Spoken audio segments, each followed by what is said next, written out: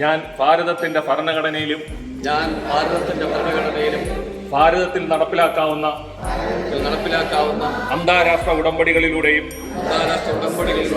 സംരക്ഷിക്കപ്പെട്ടിട്ടുള്ള മനുഷ്യാവകാശങ്ങളോട് നിർവാജ്യമായ വിശ്വസ്തതയും കൂറും പുലർത്തുമെന്നും ഈ അവകാശങ്ങൾ സംരക്ഷിക്കുന്നതിനു വേണ്ടി എന്റെ കർത്തവ്യം നിറവേറ്റുമെന്നും